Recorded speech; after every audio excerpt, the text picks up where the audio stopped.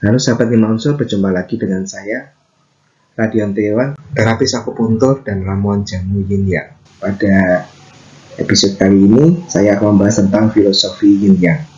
Saat ini saya berada di klinik Inpan. Saya selesai praktek ya. Hari ini saya akan sempatkan untuk membahas filosofi Yin Yang ini. Filosofi Yin Yang adalah filosofi yang mempelajari alam semesta dengan membaginya menjadi dua unsur yang berbeda, Yin atau Yang. Selain apa itu filosofi Yin yang sering ditanyakan orang kepada saya adalah kapan filosofi Yin Yang itu ada. Ini adalah pertanyaan yang menarik karena tidak ada satu orang pun yang tahu kapan filosofi Yin Yang ini ada. Menurut kitab Sun Wen yang ditulis masa dinasti Xia sekitar 2300 sebelum Masehi sampai 1600 sebelum Masehi. Ini dinasti pertama Cina, kaisarnya ini Kaisar Wangti, menjelaskan bahwa bumi adalah Yin, langit adalah Yang. Ketika langit melingkupi bumi, makhluk hidup mulai tercipta dan bumi bertugas memelihara makhluk tersebut. Kalau dari referensi ini, berarti Yin Yang ada ketika bumi dan langit itu diciptakan. Kalau menurut kitab Cao Yin yang ditulis masa dinasti Cao, menceritakan tentang Dewa Nuwa dan Dewa Fusi yang memiliki simbol dua ular. Simbolnya sebentar saya tampilkan. Ya, simbolnya seperti ini. Dewa ini memiliki tugas masing-masing. Dewa Nuwa memiliki tugas menciptakan manusia, sedangkan Dewa Fusi memiliki tugas mengajar ilmu pengetahuan. Ini simbol Yin Yang, Dewa Nuwa dan Dewa Fusi. Ini mengartikan kemungkinan bahwa Yin Yang itu diajarkan ke manusia mulai dari manusia pertama diciptakan. Dari dua sumber ini saya simpulkan, saya perkirakan bahwa Yin dan Yang ada ketika langit dan bumi diciptakan dan mulai diajarkan kepada manusia pertama di bumi. Kalau kita lihat simbol ini, hampir semua manusia tahu arti simbol ini, simbol Yin Yang. Simbol ini sebenarnya bentuknya bermacam-macam ya. Tadi ada yang kayak dua ular itu ya, dan ini simbol ini hitam dan putih dengan titik kecil putih di bagian hitamnya dan titik hitam di bagian putihnya ya. Ini diperkenalkan pertama kali oleh Cao Duyin sekitar 1017 setelah Masehi sampai 1073 setelah Masehi, yang diberi nama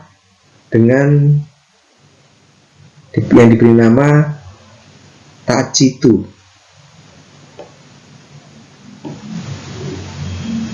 Simbol Yin Yang ini digambarkan seperti lingkaran yang dibagi dua menjadi hitam dan putih, dan pada bagian hitam ada titik putihnya, dan bagian putihnya ada titik hitamnya. Ini namanya Tayin, ini namanya Shaoyang. Kalau yang bagian putih ini namanya Taiyang. Kalau yang bagian hitam ini namanya Shaoyin. Chao Tu Chao Tu-yin amat terkenal ya ini karena dia mengajarkan Neo Confucius ya.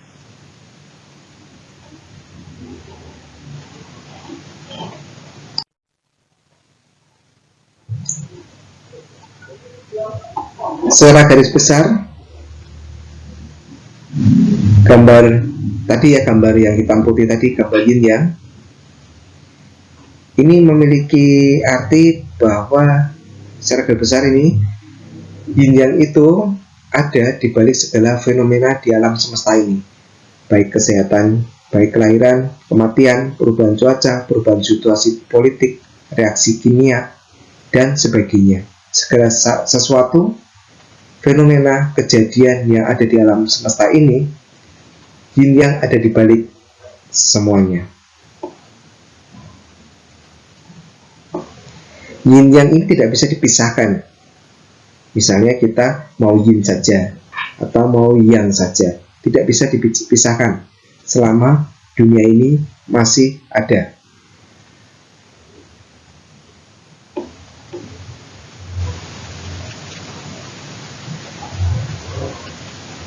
Yin yang menggambarkan alam semesta ini selalu berpasangan dan dinamis ya. Tidak ada yang abadi, tidak ada yang kekal, semuanya selalu berubah. Kecuali sifat berpasangan dan ketidakkekalan dari yin.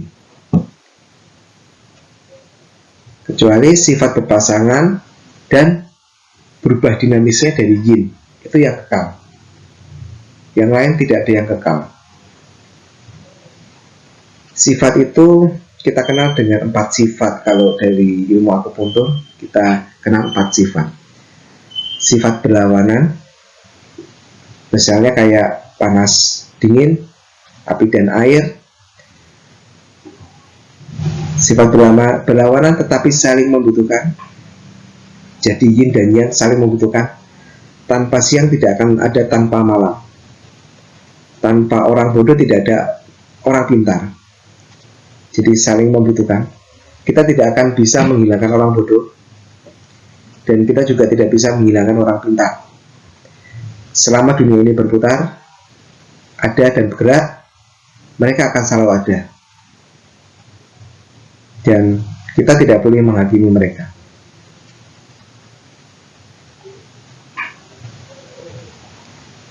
Saling mengkonsumsi, dan pada titik tertentu dapat saling melebur. Yin bisa terkonsumsi yang bisa terkonsumsi yin. Misalnya kayak udara dingin pada malam hari, mau menjelang pagi kan udara dinginnya mulai terkonsumsi dengan panasnya pagi. Pada titik tertentu dapat saling melebur. Misalnya gini, kalau dalam praktek klinis orang itu sedang sakit ya, demamnya tinggi, tapi tiba-tiba karena misalnya kondisinya pasiennya terlalu jelek, tiba-tiba menjadi yin. Tadi panas tinggi itu yang ya, tiba-tiba menjadi yin. Nah, menjadi yin itu contohnya itu kayak sinkop ya, tidak sadarkan diri, badannya menjadi dingin. Yang bisa melebur menjadi yin. Tetapi melebur ini perlu suatu kondisi yang ekstrim. Karena yin yang ada di balik segala macam fenomena yang ada di alam semesta, yin yang ini dapat memberikan gambaran terhadap segala sesuatu yang akan kita pelajari, mau herbal, mau akupressor, mau kehidupan, mau tentang ketuhanan, itu semuanya bisa dipelajari dengan filosofi ini.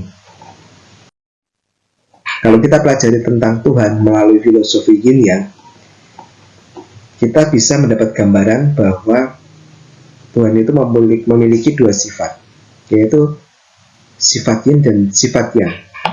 Sifat yin menggambarkan kesan tiada dari Tuhan, yaitu Maha Pencipta, Maha Kuasa, Maha Kudus, tak berwujud dan tak bernama.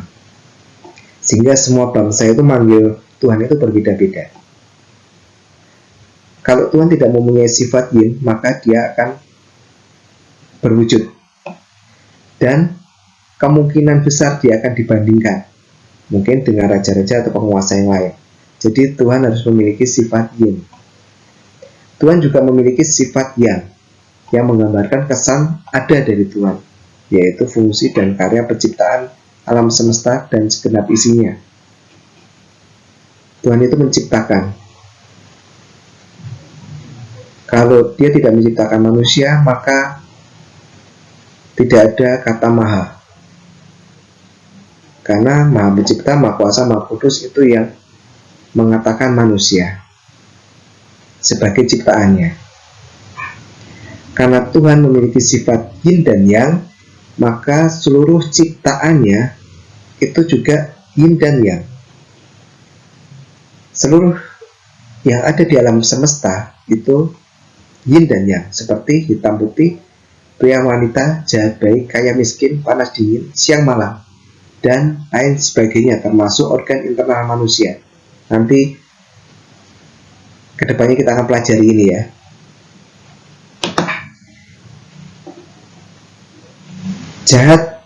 Orang jahat itu tidak bisa dihilangkan selama dunia ini berputar. Selama dunia ini ada, tidak akan bisa dihilangkan. Misalnya kalau jahat itu kita masukkan golongan dalam yang, baik itu golongan dalam yin.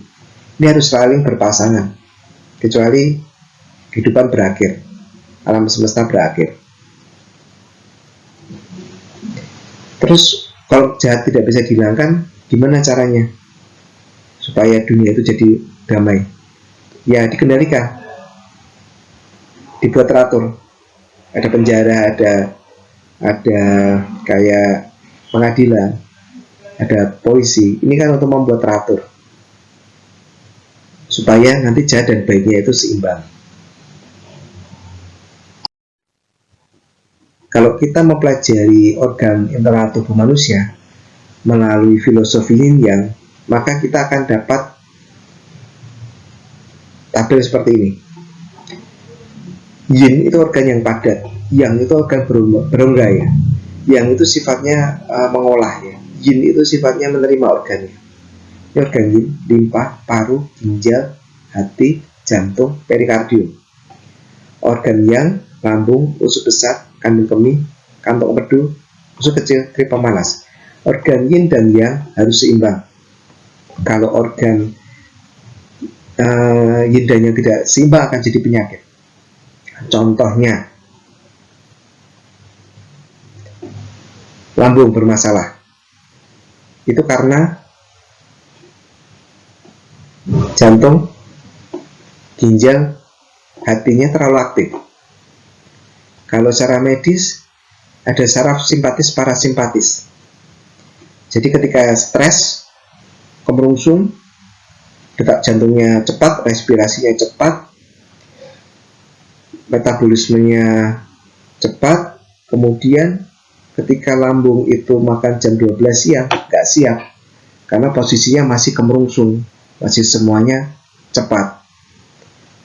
Organ yin ini semuanya jadi masih cepat, jadi tidak mempersilahkan organ lambung yang sifatnya yang itu bekerja. Jadi ini harus seimbang.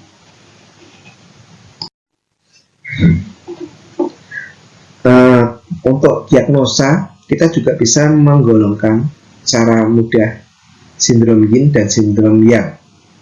Ini dasar sekali ya. Kalau kedepannya kita akan belajar tentang organ Changfu, organ padat dan berongga tadi itu secara detail. Nanti sindromnya akan lebih detail. Tapi ini secara garis besar, sindromnya bisa kita bagi menjadi sindrom yin dan sindrom yang. Sindrom yin itu badan berkeringat, sindrom yang badan dingin berkeringat, sindrom yin. Sindrom yang kebalikannya ya, demam dan berkeringat.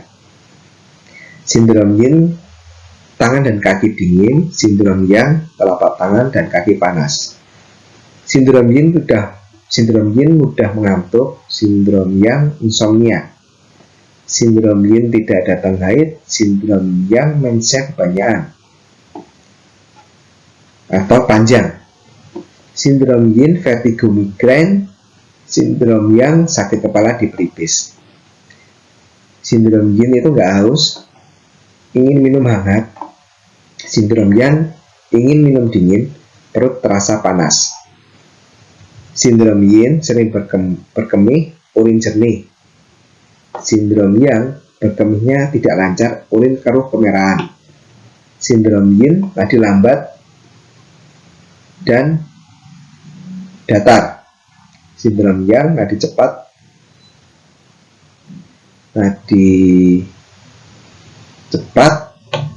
kuat. Ini maaf saya salah tulis ya. Ini kuat, terus bentuknya seperti benang. Kalau lidah pucat, basah. Lidah sindrom yang lidah merah, kering. Nah seperti ini. Ini kalau dalam klinis itu isinya macam-macam ya.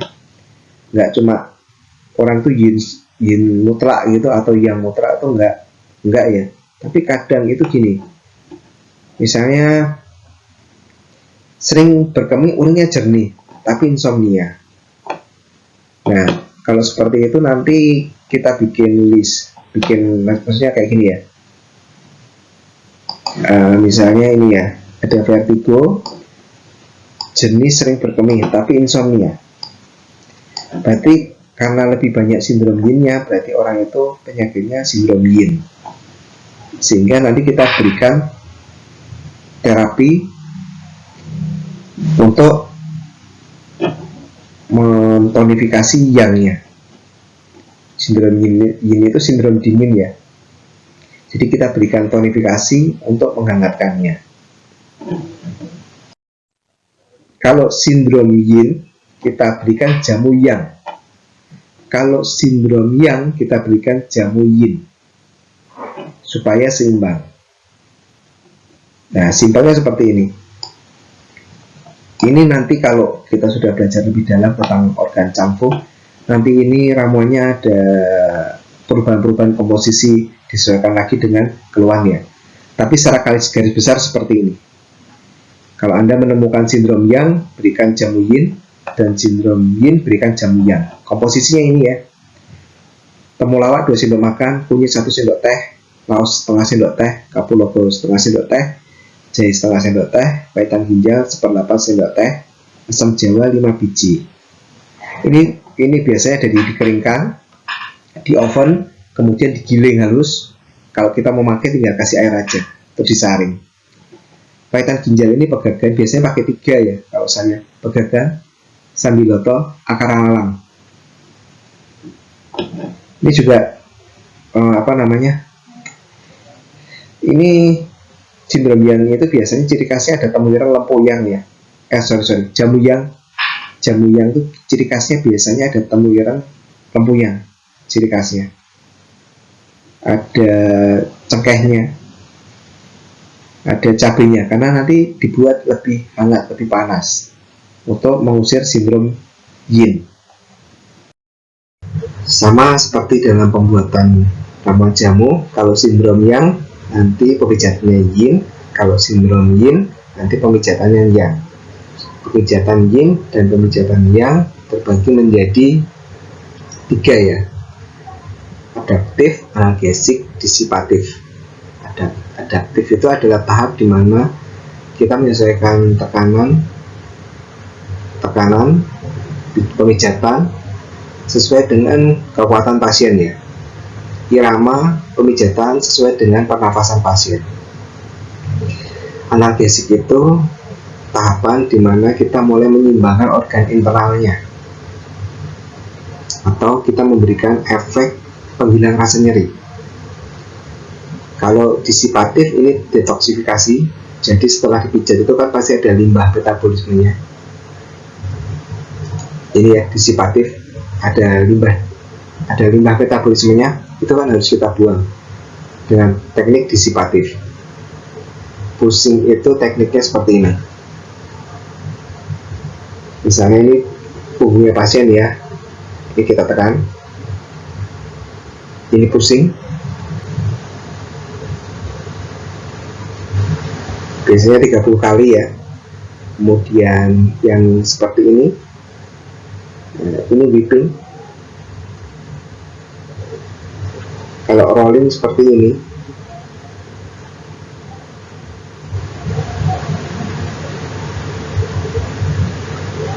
Kalau gerak pasif itu gerak fisiologi tubuh yang pasien yang kita gerakkan. Jadi pasien tidak menggunakan tenaga yang menggerakkan kita, jari-jarinya, tangannya, sendinya. Nah, disipatif itu adalah detoksifikasi, tekniknya rubbing seperti ini. Atau scrubbing atau stretching. Kalau aku point itu seperti ini. Misalnya kita tentukan titiknya LI4 gitu ya. Kita tentukan titiknya di sini. Nah, kita point. Nah, ini biasanya 30 kali. Tekan 1 2 3 4 5 6 7 8 9 10, tahan. Lepas, tekan lagi sampai 30 kali. Nanti untuk lebih jelasnya akan saya bahas di episode selanjutnya ya.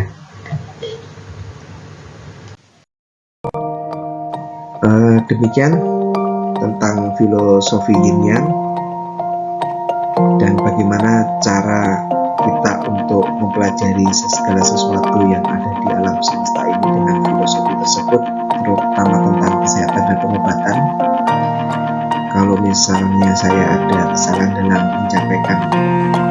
menyampaikan materi ini atau ada kekurangan, sahabat Ilmunsur bisa tambahkan di kolom komentar ya.